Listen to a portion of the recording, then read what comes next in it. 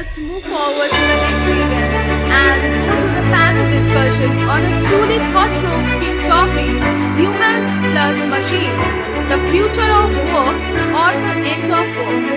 So this session explores how technology and human intelligence can coexist in the evolving world of work. Are we stepping into a future of collaboration, or are we witnessing the end of traditional jobs as we know them?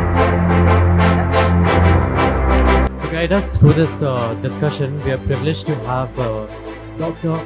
Niladri Choudhuri, the CEO of Zalantro, international author, and a renowned consultant on sustainability and resilience.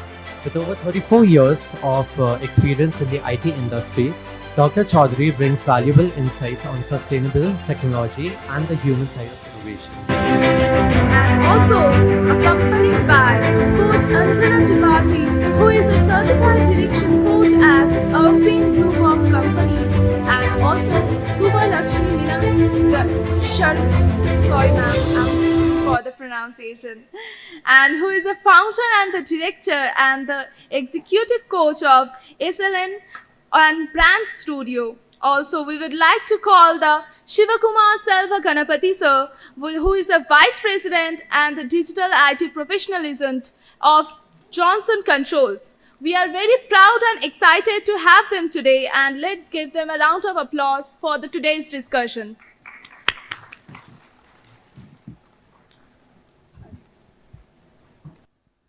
Good morning, everyone. And we had a good session, the keynote sessions today. And let us get into the topic. Have you heard that recently there's a lot of news which is going on that Meta has laid off 600 people. And it's just not Meta, there is many. And you have seen layoffs in TCS, you have seen in Salesforce, you have seen in all the big ones like the Googles and the Microsoft and everyone, right? And everybody is attributing it to AI. Is it really AI or not? We have to see, right? So our theme today is very critical and important in today's scenario, and it's thought-provoking. So future of work or the end of work, right? And we have already seen the two keynote speakers talking a little bit on the subject. I don't know, have they taken most of our panelists whatever they wanted to say, or we still have something new to talk about? So we have Shivakumar, who has been building the technology, redefining the workspace. He's part of Johnson Controls. We have Suba, who is preparing leaders to navigate the change. And we have Coach Anjana, who has seen decades of transformation across the industries. So the first question, which is a common question to all of you, where do you each stand? Are we witnessing evolution of work or erosion of work? Is AI rewriting the rules or rediscovering? So we will start with the nearest person here. Anjana, you can start off. Okay, thank you so much, Niladri. Very good afternoon. I think we have already touched afternoon. Yes. A very good afternoon to each one present here. So I'm Coach Anjana, a multiple award-winning and internationally certified direction coach. People call me by many names. I'll not get into that. Now, coming to the question that Niladri has posed. So every wave of change, I think, is first sparked by fear, followed by adaptation. So the question is whether it's erosion of work or rediscovering. So I'll say that it is rediscovering of how human we are. When people are saying machines are now pitted against humans. So I will say that it is a process of transition wherein we have a desk full of clutter. AI is here to help us clear the clutter while we move on to discover, rediscover, reinvent how human we are and how much of humanity we can bring to the current scenario. Because earlier we might not have got so much of time to invest into building relationships, nurturing relationships, embracing growth, embracing challenges, and lots of things that machines can't do, like empathy, nurturing relationships, continuous growth, bonding with our co-workers. So it's of course evolution of work, and I would say AI is not ending work, but ending thoughtless work, so that we can extend our human capabilities to better vistas and arenas. Yes, that's my take on it. Thank you. Let's hear what Suba has to say. Yes. Thanks to that girl who did that, kind of created some random stuff around my surname. I'm Suba Lakshminarasimhan. You can search me in that name. But that happens, quite often, where I use it as an icebreaker. Yeah. Thank you. Good afternoon, everyone. So yes, definitely we are in the transition phase. But the adjective what I would like to add here to the transition is profound. Yeah, we are in a beautiful space of cusp is the word that I would like to use, right? When it comes to whether it is AI is stopping us from working on something or creating something new, we are in that cusp. This shift is also making us realize something which is critical for all of us sitting here, whether we are a part of corporate or solopreneur like me or students community that we have here, right? AI can definitely think faster than us. Today's AI, like whatever Justin said, the future is going to be different. Let's keep an eye on the future, but let's look at what is something that we are having today here with us. Yeah, let's focus on that, because here survival is critical before we can think about succeeding, right? What is something that we can do in this cusp is make this transition deeper for us. Let AI travel fast. Let's go deeper. Deeper self-awareness, deeper knowledge into what we are doing, and beyond what we are doing, why we are doing what we are doing. Yeah? I think it's critical for us to sit with these questions. Going back to whiteboard is something that I follow as well. I tell my clients who are who's who of multiple organizations and industries, right? So that's how I'm looking at what is happening with AI today. Great, thanks. Thank you, Anup and Rati, for giving this opportunity. And thanks for the wonderful question, Niladri. So this is Sivakumar from Johnson Controls. 3 decades into the industry, I envy all the startup founders, co-founders here. I don't have the startup experience. I'm not an entrepreneur, but I do have some amount of intrapreneurial experience, both in the previous company and the current company. So to answer your question, so AI, whether it's going to erode the work or not, I think we all have to be prepared to redefine the way we are going to work, right? So it's not just about the workspaces. So we are in the business of smart, autonomous buildings, basically looking at the occupants. How do we make them more safer, healthier, and also building a sustainable tomorrow? So very soon, the workforce will include the buildings as well. It's not just static ones. We'll be able to talk with them. So that's how the world is going to. In our point of view, in my point of view, it's not about artificial intelligence. It's about we coexisting with augmented intelligence. Excellent. So now that the stage is set, on one side, we heard our keynote speaker speaking about 78% adoption.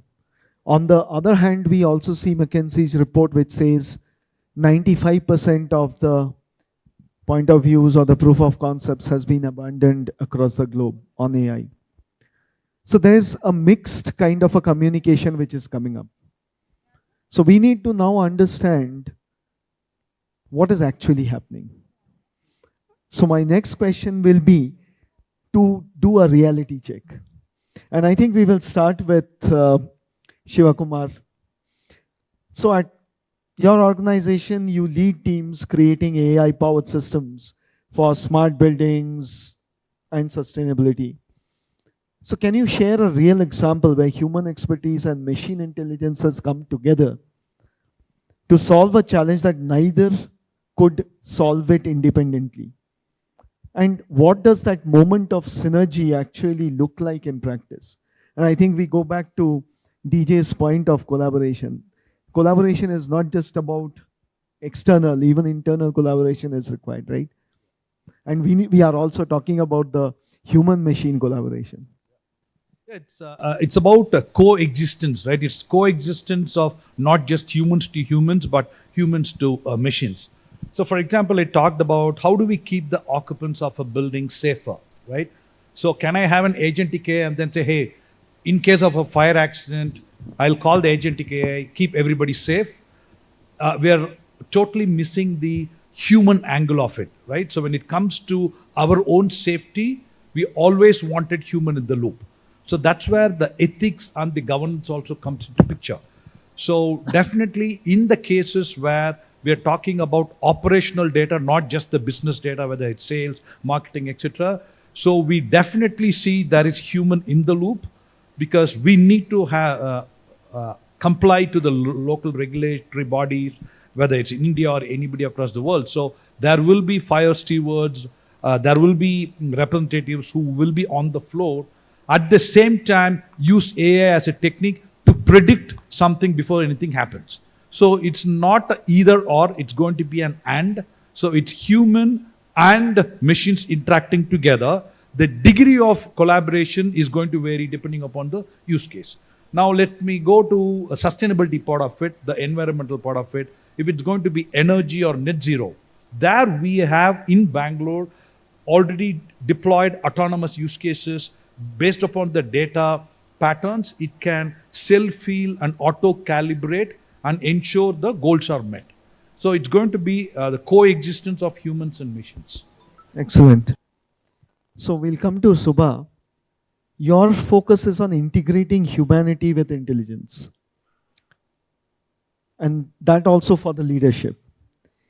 So when organizations rush to adopt AI, and you all know that today there is a FOMO about it, what human elements do they most often overlook or undervalue? What's the hidden cost of getting that balance wrong? Yeah, it's a pertinent question that all the business owners as well the people who are sitting in the board making decisions in bigger to small corporate need to ask. So I have been working with as I mentioned who is who of the industry, the organizations, also the middle management, also the young leaders, right? Across generations, across levels, I work with closely as an executive coach. One thing what I see, probably I'll start from the middle management side, right? So that insecurity, even in TCS, all the senior leaders or senior people who have worked for the company for 20 years, 25 years, they are asked to go. Yeah, not I'm just quoting TCS, and like TCS, most of the organizations ask the middle management to go. Yeah, because of various reasons. And again, AI has been quoted as one of the reasons, right? So the job insecurity is something that is majorly overlooked. When we are talking about job insecurity, yes, of course, organizations have to run, they have to sustain. Yeah, otherwise they won't be able to pay their employees well, well taken. But here there is one critical element which is missed is the dignity. Yeah. Fine, you ask people to go out, but how are you treating them when they are going out? When you are sending them out, how are you treating them?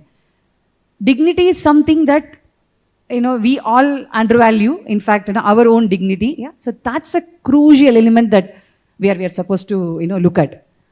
And what is the impact on the cost? Yes, definitely it's going to the insecurity, even though job will be there for the other, it could be juniors or somebody who was reporting to that middle manager or somebody who was managing that middle manager, the insecurity is spreading like wildfire. Yeah. When employees in your organization are insecure, it is going to show up in one way or another. It is going to throw a lot of attrition, retention challenges. There is a huge cost involved, especially at the higher level, right? It's not only about the hiring cost, also the training cost and then onboarding and then integrating them into the new role and etc., right? When the insecurity is high, the motivation and everything is going to go down. It may look as if everything is running smoothly today. Productivity is good, deliverables are happening, but it is not going to be sustainable. Sooner, very, very soon, I would say, it is going to create a huge, huge impact. Some forecasting, serious forecasting has to happen. Yeah, we are looking at all the reports from McKinsey and this and that, where some numbers are being given. But it is high time that we are looking at human elements beyond those numbers. Yeah, dignity is something that we have to, consider. Right. So let me come to Anjana. So you have witnessed like waves of disruption over the last 22 years. How does AI wave differ from earlier technologies like automation or digitalization? What patterns do you see across sectors? Because you work in various sectors, not just one. And what's genuinely working and what is not working for the organizations? All right. Thank you, Niladri, for this extremely significant question and so very relevant question these days. I will speak from the coach's point of view. After more than 2 decades of exploring and experience of impacting and empowering lives, both individual as well as corporate lives, what we can understand is that earlier automation was looking at tasks, but now what we are doing is combining human potential with the machines. Now, this has been said earlier, I know, but AI-assisted thinking, we are all talking about thinking, thought leadership, servant leadership, fine. But now we have to upgrade in terms of AI-assisted thinking. And that is the future. When we talk about thought leadership, we all think we are human beings, we've got a brain. Now, somebody else is there to think, I will not say think better, but somebody who will assist us in thinking for the better, for the better combination, to dig up better combos that can empower people in a better way. I'll give you an example here. As a coach, when I have got clients in US, Australia, South Africa, Canada, it's like they always want a slice of me throughout the day. Now, you all know that time zones are different, right? Our time zones are different. So what I do is, after the coaching session is over and they have queries and at all sorts of times, I say, this is my AI agent, right? You can put your queries when I'm sleeping at night, I mean some 2 a.m., 3 a.m., and for them it is kind of a daytime.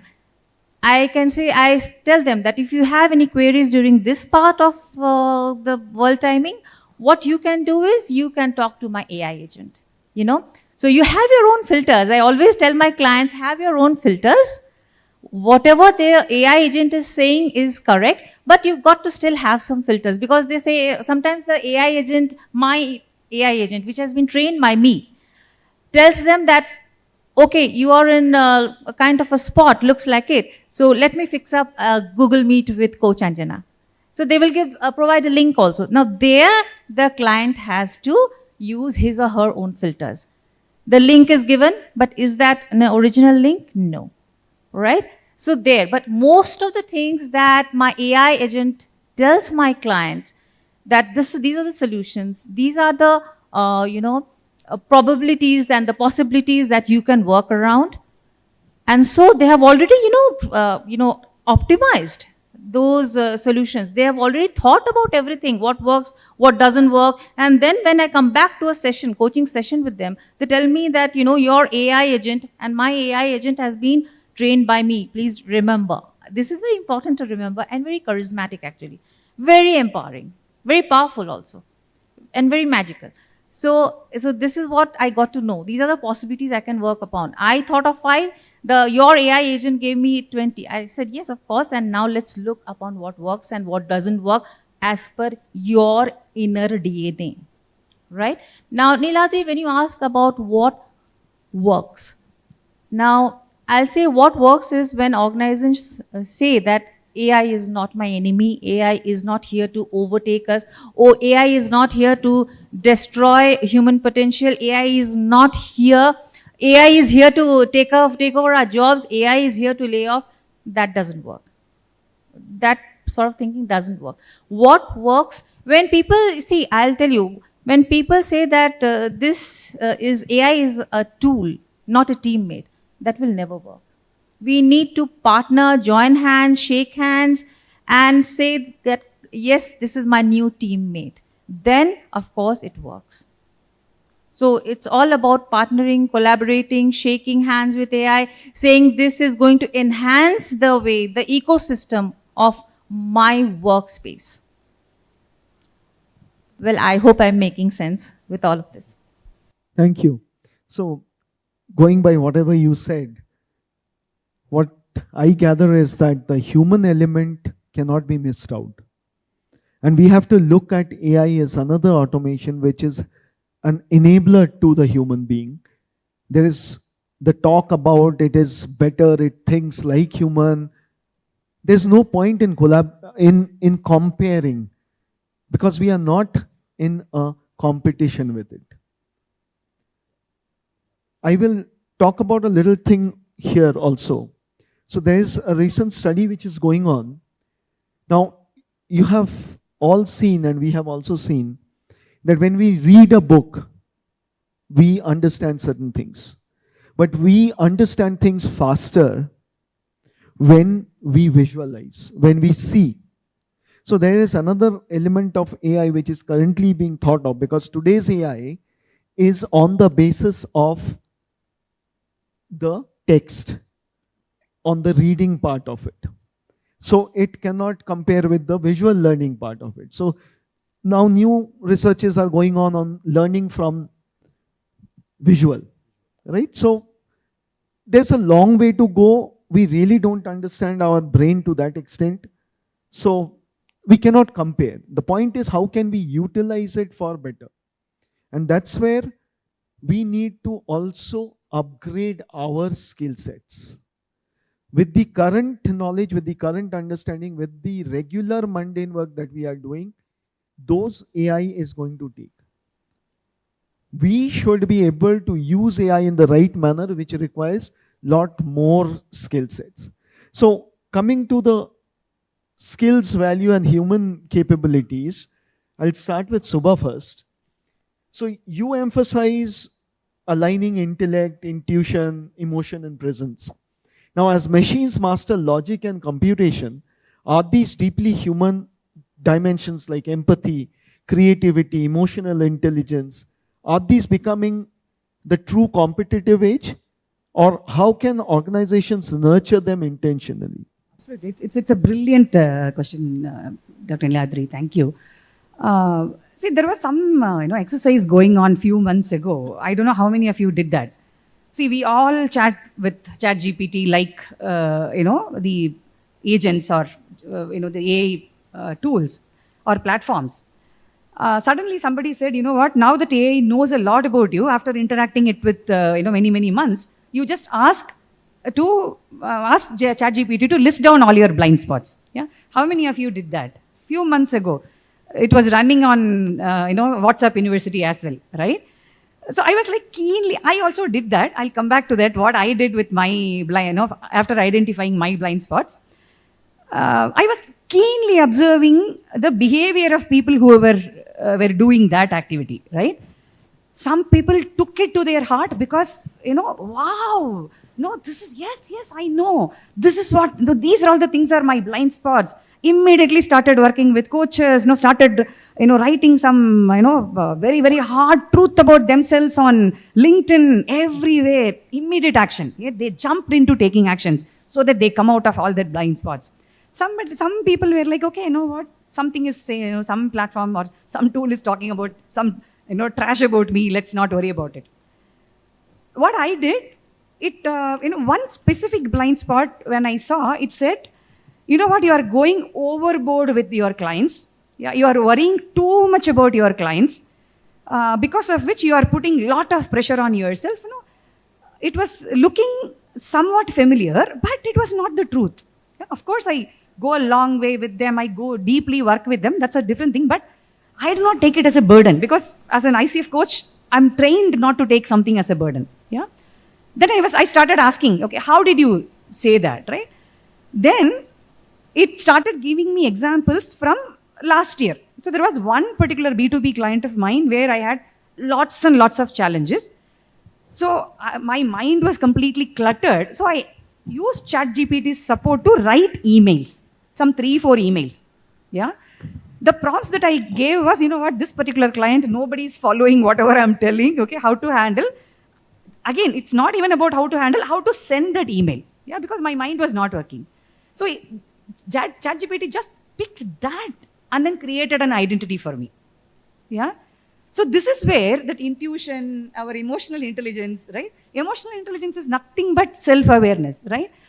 The minute you see that somebody is giving you some feedback, you need not jump on impulsively take some action. But that is what was happening with ChatGPT, right? Impulsively taking some action, right? So this is where integrating emotional intelligence, our intuition is it's each one of us sitting in this room, we have that. It's a superpower that we have. Yeah, we born with that. But how many of us are tapping it and then leveraging it? Very handful, right? Again, even those who are tapping it, using it, leveraging it, are we doing it 100%? No. But we can make ChatGPT our knowledge partner where we use more of intuition. Yeah. So that's where the answer lies. What is something that corporate or organizations can do? Start rewarding human-centric behavior. Yeah, it's not just about communication, how they are communicating. Yeah, start rewarding that, and there is a need for experiential learning. Yeah, see, classroom learnings are one, but it should be experiential, and coach everybody in your organization for self-awareness, because that is what is going to take. See, self-awareness is not just a leadership tool that somebody should have, right? Self-awareness is for each one of us, even newborn baby to somebody who is dying tomorrow. Yeah, self-awareness is very, very important. Coach people for self-awareness. These 3 things are good enough as a starting point. Yeah, these are all from my end. Thank you. So Anjana, as a career accelerator and relationship mentor, what advice do you give to professionals trying to thrive in the AI-shaped workplace? And what career strategies, networks, and mindsets will matter most? Does career success itself need redefinition? So, while we are transitioning, this is a very important question that Niladri has asked. So, as somebody who's working with career transitions and mid-career crisis and helping people to reinvent, themselves during their mid-careers, there's something known as mid-career crisis. I'm sure everybody has heard about this. Now, career during this transitional phase is not about titles anymore. It's about adaptability, it's about impact, and it's about influence, right? So I have been doing a lot of, as I said, impacting and influencing. So I stop at influencing, I impact and I empower, and then set that mind free to think as per his or her own self. Right? In my kind of coaching, if you have heard about Arfeen Khan, the globally acclaimed mind hacker coach, has anybody heard about Arfeen Khan? You can Google his name if you haven't. Anybody has heard about Mr. Arfeen Khan? No? No one? You can Google his name. And his coaching program is known as The Incredible You, and is running very strongly, very successfully in 53 countries, and we are still counting. Hrithik Roshan happens to be one of our celebrity clients, apart from other celebrities like Dilip Parekh and the like. So career invention these days, career in itself is all about keep on, changing. Because you see, it's very interesting that when we have uncertainty, it's only then that we can think about change. If there is certainty, surety, so nobody would like to come out of his or her comfort zone, right? Yes or no? Tell me. So only if there's unsurety, uncertainty, we start off thinking, yes, here change is required, and we start navigating ourselves, our own profiles as per that. So in the quest for certainty, we are actually upgrading ourselves. And here also I'd like to say something important, that it's the main essence of these current times is not about upgrading only processes. It is about upgrading one's own mindset. The most important upgrade is of the mindset. Because if we are not ready for AI, AI is there for us, but if we are not ready, we are not ready for AI. We are not ready to join hands with AI. We are not thinking as per how AI can AI can empower us. We are always, earlier we were like finding solutions. Which problem are you solving? What is the best solution? Which are the, various angles to approach this question? But these days, we are learning to ask better questions. Isn't that very empowering? We are asking to have queries that matter, and therefore we matter. Right? So as I said, careers these days is not about titles or positions, it's more about adaptability, impact, as well as influence. Yes. Thank you. So we will go into the next question, which is more about strategy, ethics, and the path forward. The difficult conversation as such.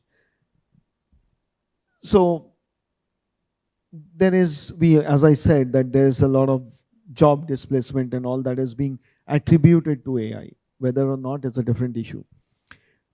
So when automation has always replaced roles, and people have, at one point of time when we started with computers, we always thought that so many people will lose their jobs. But then we saw that more people got jobs. So when automation replaces roles, what is the ethical responsibility of organizations to reskill, redeploy, or compensate? So Shiva, you are from a technology and business leadership lens. What is your thoughts? Yeah. So I just want to reset where we are today, right? Just touching up a couple of points since morning. I think we are living in a VUCA world. What we say now immediately changes. It's highly volatile. It's uncertain. Since morning, I think all the 3-4 speakers have been talking about it, and highly chaotic and highly ambiguous, right? So this is going to stay forever, right? So that is going to really influence how we are going to tap the talent. We're not talking about large talent through recruitment platforms, through thorough job descriptions, etc. For example, one of the gentlemen asked, how do I get a co-founder? Right? There's always a human element there. So in a large enterprise context, what we do is, first of all, we augment the board, because the board has to ask the right questions. In our case, we augmented an AI first thinker, an AI entrepreneur, and it's a she from APAC region, so that globally we diversified the board. So we asked the right questions first. And then what we did was, at the executive level, CEO level, we formed a governance council, which is cross-functional, right from D&I leaders, from intellectual property, legal, finance, etc. And then whatever investments we make in any of the initiatives, either for internal IT productivity or for external customer use, we go through that governance council and then say, hey, what is that we are trying to do? And then why we are trying to do, most importantly. And it takes time. And then we go ahead and then say, you fund it, you go ahead and do. So that's the second point. The third important point which we need to be aware, particularly from your question on, hey, how do we really look at talent, skill, etc., is maniacal focus on what customer problem are we trying to solve. Right? We may have a wonderful solution or a product or a service, etc., but are we solving a customer problem for which the customer is willing to pay? Right? So, because any investment, the discussion with the CFOs is just 1 minute. Hey, it's just not one-time revenue. Is it annual recurring revenue? It is subscription based. What is the payback period or return on investment? That's it. You get in, within 1 minute you get the answer. Most of the times we get rejected. That's why I told I have an intrapreneurial experience but not an entrepreneurial experience. After 5 or 6 knockings of the door, then we say, okay, 60 seconds get to 90 seconds, and then say, okay, if this is what it is, this is what you get. MVP mindset. So minimal viable product. Don't take large problem to solve. Even if its problem is large, have a microscopic approach. Solve, go fast and in a frugal way. in Indian context, jugaad way, so that you get early feedback, you loop in, and then also develop a culture of failing fast and recurring fast, as long as it's not too expensive. So these are some of the things, both from a technology angle and a business angle, which we look at it. Thanks. So Shubha, from a people-first, human-centric leadership view, the same question to you. Absolutely. See, the way that how the strategy is rolling from the board and then to the the other levels. A couple of things, Shiva, you said, that made more sense, right? So AI centric. So how can we bring in this people centricity in everything, right? See, we are all talking about empathy. Empathy has been a loosely used word everywhere. Everybody is writing about empathy. Everybody is talking about empathy. Yeah. So what is empathy? Understanding others from their shoes. That's a simple example, right? Empathy. This empathy is something that should start from mine, right? That I should be first empathetic towards me. What do I mean by saying that? I remember a few years ago during pandemic, the initial 2020 business went completely down. Being in a coaching industry, the first thing corporate organizations, what they did is they closed the HR department. Even if they were retaining HR, they were closing all the training and development. L&D was closed. HP, I don't think they still have any L&D department. So that means no business. Almost it was going into minus, right? I was really having a tough time. Then I was talking to a mentor who was 5 years younger to me. After listening to me for 30 minutes, 40 minutes, all my cribbing and everything, he said, Suba, you know what? You are beating yourself up a lot. Yeah? Stop that. Because it is not something that you did, because of which you are losing business. Yeah? You have not done any mistake. Accept the reality. So this is what he first said. So accepting the reality is very, very important when it comes to the individual. Yeah, so I'm starting from that individualistic perspective, right? Then the second is from the leader's perspective. See, leaders are also human beings. This is something that we should, remember. They also have same level of, or all emotions that the other person is going through. Yeah, we have to keep that in mind. That leader is also having a family and all other challenges the other person is having. What does it mean? It should also run, that empathetic mindset should also run from bottom up. Yeah, it is not just top down, it is bottom up. When I say top down and bottom up, it is also vertical and horizontal. Yeah. So empathy is one element where it should be there everywhere, across organizations as a part of your organizational culture. Yeah. Then people centricity is, it's not a big deal. It's a cakewalk. Yeah. So empathy is something that I want all of us to understand it well and then make it a part of your organizational culture, as a part of your core value system. Yeah, that's a simple answer from me. Sure, thanks. So Anjana, from your experience, how does L&D or learning and development genuinely support these transitions? Yes, Niladri, as I said, after about 22 years, more than 2 decades of work in L&D, it's no more of corporate training anymore.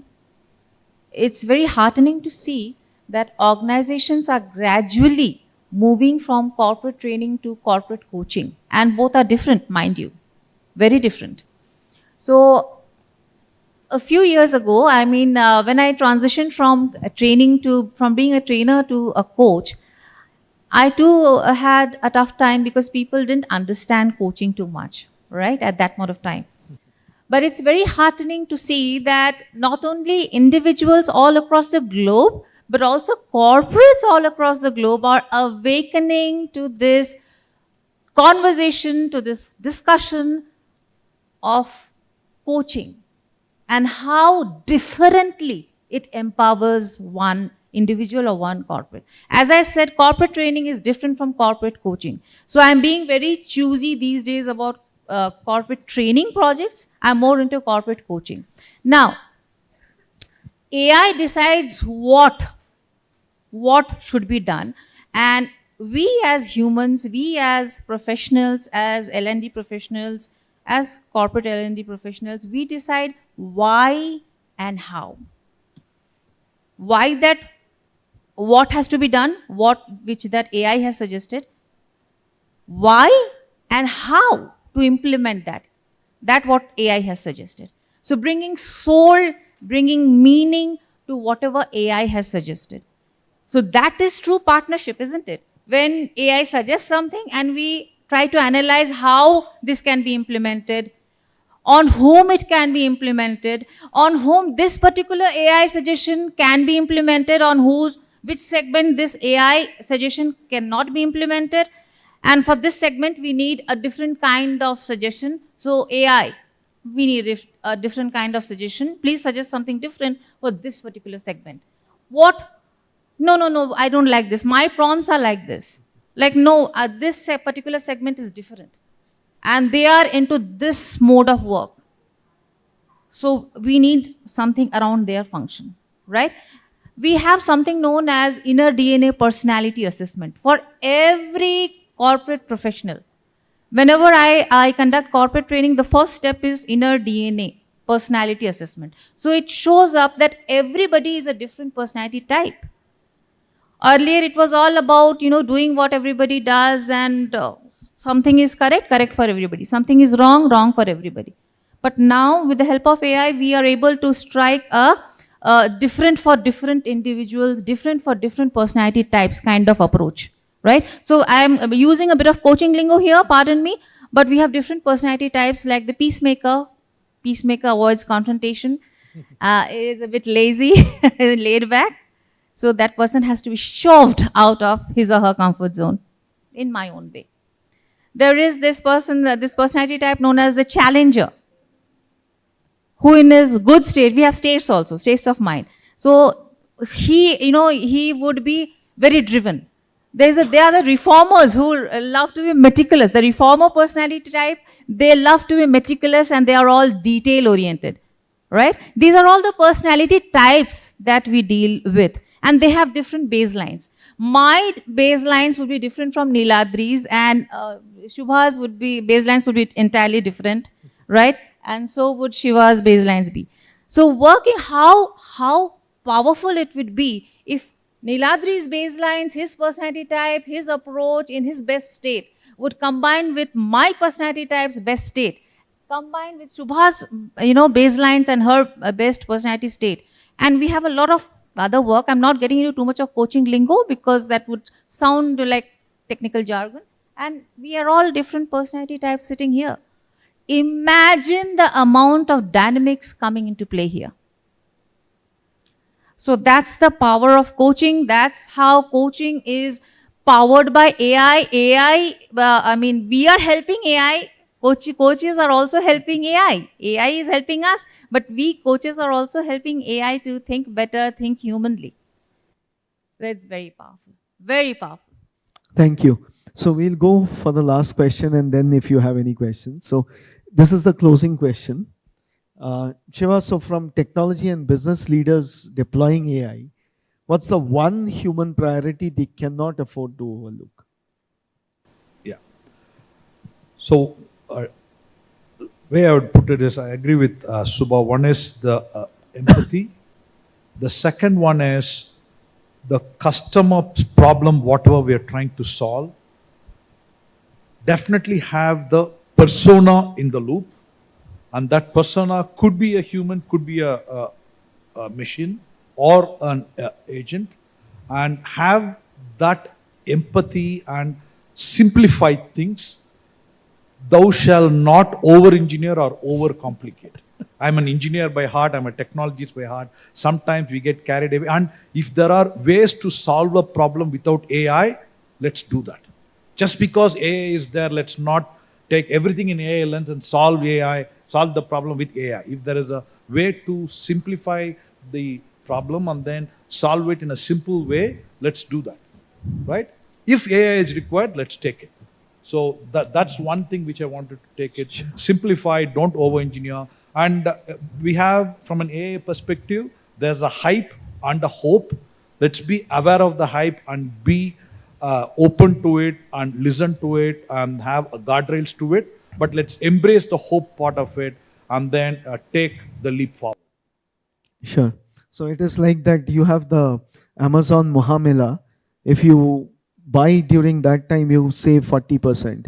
But if you don't buy, you save 100%, right? So ask the question, why? Do I need it? Then only go for it. Yeah, so Suba, for leaders guiding teams throughout their shift, what's the core capability they must strengthen within themselves first? Absolutely. See, when we are talking about core capability, especially with this AI, I mean, machine or human lens, right? I'm looking at this core capability as, from two different lenses. See, one is the short term. Right now, today, what is the pressing problem the leaders are, facing? Yeah. Shiva was talking about VUCA, and then now we have Bani, and then, Anjana was talking about uncertainty. Yes, that is real. Yeah, uncertainty is real. Ambiguity is real. Nothing is linear. Everything is non-linear, like my, career. Yeah. So, waiting for that black and white is going to be a huge, huge challenge. Yeah. We should know how to understand the gray areas between that black and white. Yeah. That's very, very important. Understanding gray areas, and then once you understand how to navigate through. That is the core capability, because I'm addressing lots of pain points, problem statements today. From both the sectors. One is from the leaders, where, first of all, they do not have any clarity. There are leaders who are working in the products which is futuristic. There is nothing which is going to come out today. So they do not know what they are working, whether they are going to sustain in that project or not, right? When they are not having any clarity, what sort of information they can give it to their teams, right? And then, they get into that guilt mode. Yeah, when a team member is coming up and then asking them, you know what, how long I'm going to have my job here in your organization, right? They do not have any answer, right? So they are caught between the transparency and oversharing. They do not know whether to overshare. Whatever they are sharing is oversharing or transparency, right? So that is again a gray area. So leaders should, build that ability. That is one area where I coach a lot today, nowadays, which, looks like a core capability for in the short-term perspective. In the long run, whether it is going to be AI or, the advanced version or deeper version of AI, whatever terms that we are going to get, the longer capability that we are, long-term capability that we are supposed to build is being human. Yeah. Let's all remember, we are all human beings with all sorts of emotions. We may not be expressing it. Yeah. We may not be crying when our company is falling down, or we may not be jumping up and high when we are succeeding, but that is expression, right? But emotions are there inside. Yeah. Emotions are all the reasons why in 30s, people are having BP and all sort of health challenges. Yeah. So let's work towards being human. How can we do that? By integrating intuition, emotional intelligence, all other human elements. Of course, AI is very, very important. Make it a friend, like everybody is saying. Thank you. So Anjana, the final question to you.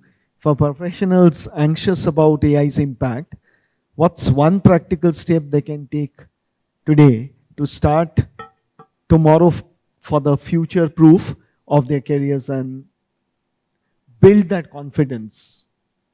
Okay.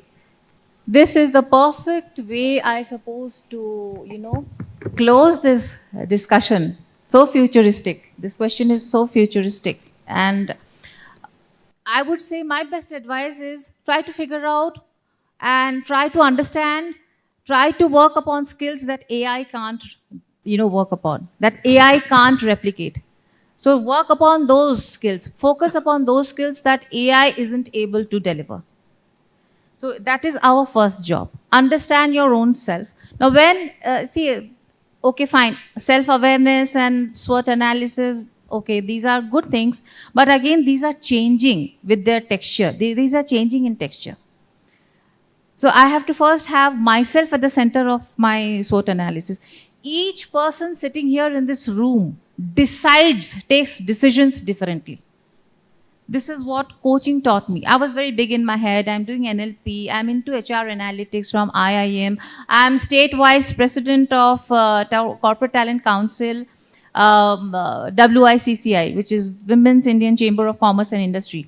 By the way, I've come all the way from Kolkata. So I am the state vice president of Corporate Talent Council, WICCI. So I do a lot of women-centric work also. At the core of every work that I do, I always say, try and understand, because coaching taught me to look inwards. So everybody has to look inwards. Understand your internal compass and then decide. Today, as I said, every person's decision-making process is different depending upon his or her own baselines.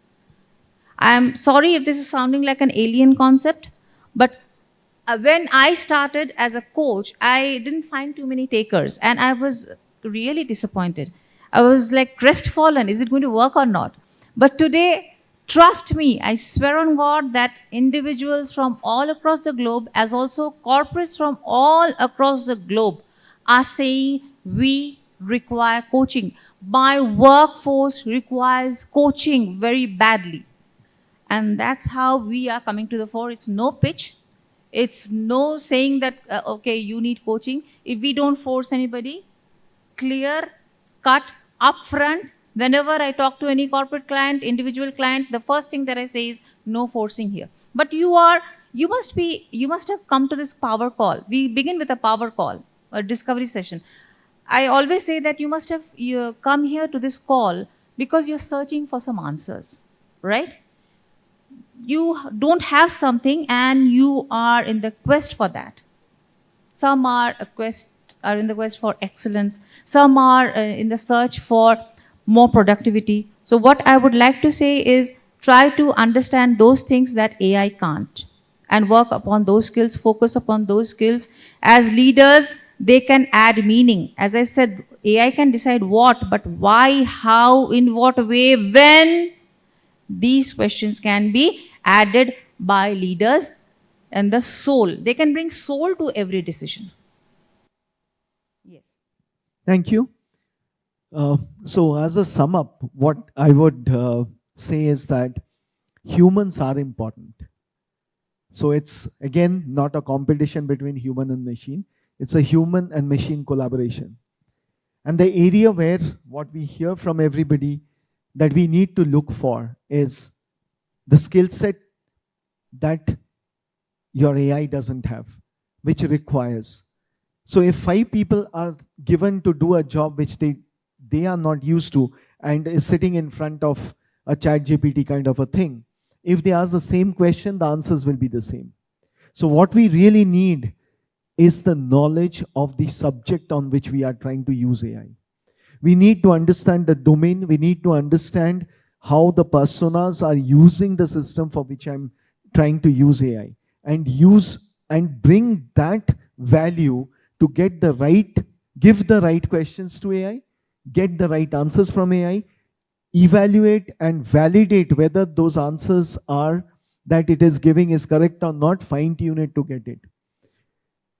To add one more point here, which is not a part of the discussion itself, but which is part of what I do, is the sustainability part of it. AI is creating a huge amount of negative impact on the environment in terms of carbon footprint, in terms of water usage and so on. Be aware of that. That skill set is going to be required. That is becoming critical. Customers are asking for it. Investors are investing on companies which are green and their products and services are green. And that's where you have to learn how to practice AI also in a sustainable manner. You do not go by the hype. You do not need GPUs for everything. You do not need big data centers for everything. There are micro data centers in India. There are LLM models which runs on CPUs with nearly similar performance. And if you want to know more, connect with me. I'm here for some more time. We, as part of the Green Computing Foundation, are organizing a Sustainable AI Hackathon. The opening ceremony is on October 31st. So some of you, if you want to join there, connect with me. We'll talk about it. Okay. Now, any question? I think somebody had a question there. Can somebody just... And the panel, thanks for being there here, but you have some more duty to do. There's some award for the startups which you need to give them. Okay. Yeah. Yeah. Why don't you come in front?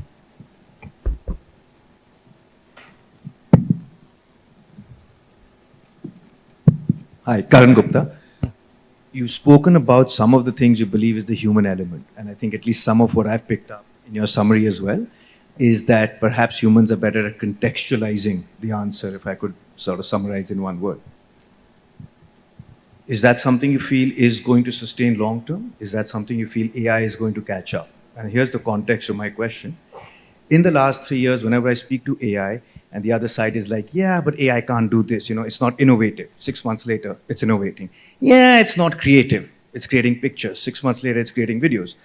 I haven't particularly found anything that I can see that humans will be sustainably better at in AI. Do you think there is such a thing, and what would that be? Thank you.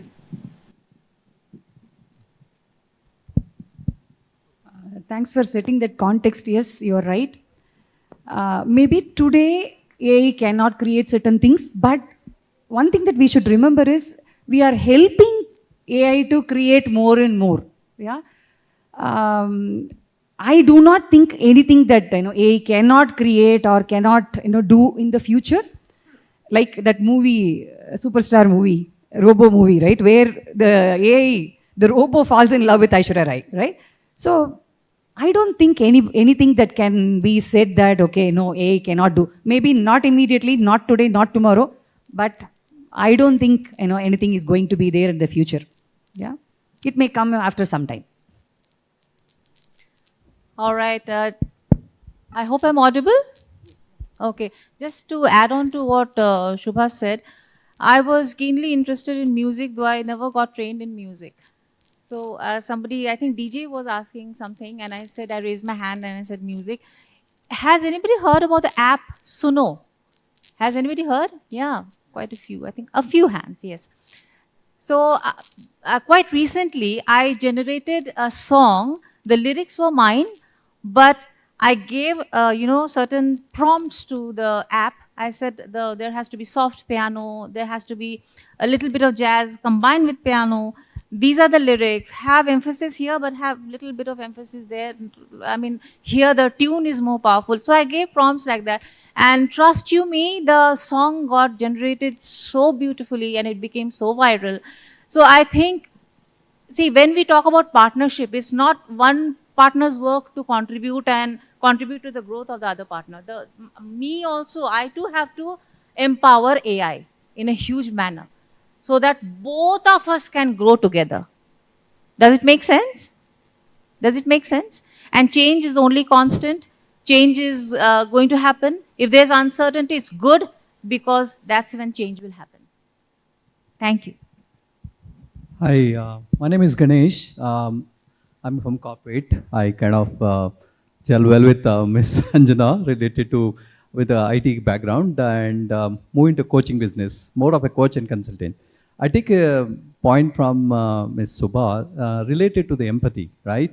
It's not a question, actually just want to add on to that. Recently there was a survey, especially taken on the customers. I come from customer experience or customer retention related aspect. So I was actually going through a survey which says 80% of the people still wanted the human touch. When you talk to customer service point of view. All of us, in fact, we call to Amazon or somewhere for anything, but they would like to talk to customer service person rather than relying on whatever a chatbot there. So it means still the empathy or human touch is very important despite having AI coming through. Just want to add on to that actually. I'm hoping that it is right. Yeah, definitely. Thank you so much. In fact, after becoming an entrepreneur, I do not, just cut the credit card selling, debit card selling calls, right? At least I listen to them, tell them, thank you so much, I don't need it now. That is also empathy, right? So I think I'm getting signals to stop it. So we'll connect and get the questions for if anybody has further. You have a question? I have a question. Yeah. Yeah. My name is Ishwar and one of the things I'm building is careerplan.app. So the question is on the career planning itself in corporate. See, traditionally we had the organization pyramid, and this year's hype is that AI replacing jobs, so the pyramid is ruptured. So what is the actual on-ground situation this year so far? Not the projection, but the actual. So those bell curves, I'm from corporate, so this is my personal view, nothing related to my company, right? So the bell curves and then the pyramid, etc., I think that is rapidly changing, right? So she touched upon bottoms up and top down innovation, etc. And there's also, concept on reverse mentoring. So we talked about, I could see many Gen Zers here. I think the speed at which they get information and be up to date, I think we corporate folks, irrespective of the age and which demographic we belong to, there's a lot to learn. So the career path itself is highly non-linear. I don't think we can put a geometric shape, whether it's a pyramid or a trapezium or whatnot. So it is, I would say, start greenfield in a green sheet of paper and make it flat. I agree with what Anjana said. Title doesn't matter. Skill is the new currency. If I am able to learn something from somebody else, I think better collaborate. So that's the way we look at it. So just to give another point to this is that we have to focus on value creation. And that's true for both of you. The answer to the question is, where do we create value? And value is what your customers or your stakeholders perceive, nothing else. So we have to always think where we can create value, and that's all that is required. Rest of it, AI can do it and others can do it, but we create the value, right? So we have to look at from that point of view. Thanks everyone, and with this, we will close this session. Thank you. Thank you, sir, and thank you, panelists, for this amazing, innovative discussion. It was really a learning for everyone, learning opportunity. So we request to stay kindly to distribute the trophies. Okay, all right, everyone. It's the exciting time for the award ceremony, where we celebrate innovation, impact, and sheer entrepreneurial grit. Our first award is for the best social impact startup. These are the change makers who don't just build business, they build a better tomorrow. The work touches lives, transforms communities, and proves that profit and purpose can go hand in hand. So, for the award, and the award for the best social impact startup goes to Sarvadharma Social Innovation Private Limited. Please give a round of applause to the Sarvadharma Social Innovations Private Limited. Round of applause, everyone.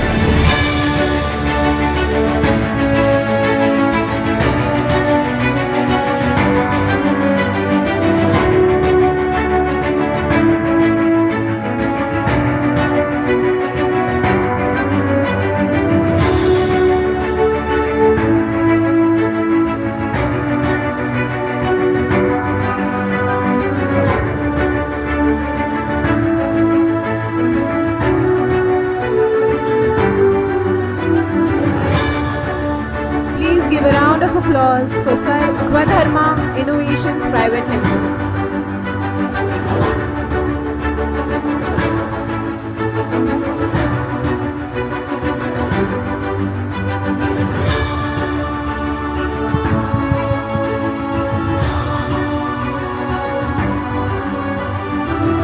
Congratulations to Team Swadharma for driving meaningful change through the innovation. Next up, we honor the spirit of resilience, resourcefulness, and relentlessness, hustle. The award for Best Bootstrap Startup celebrates founders who built their dream from ground up. No investors, no big backing, just pure determination and belief. And the award goes to Work Access Private Limited. A huge round of applause for Team Work Access, proving that with passion and perseverance, anything is possible.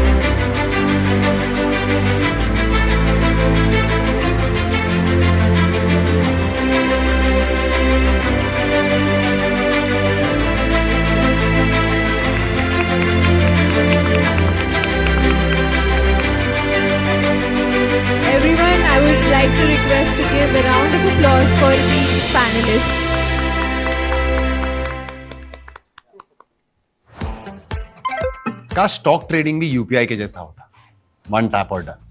Grow के साथ intraday trade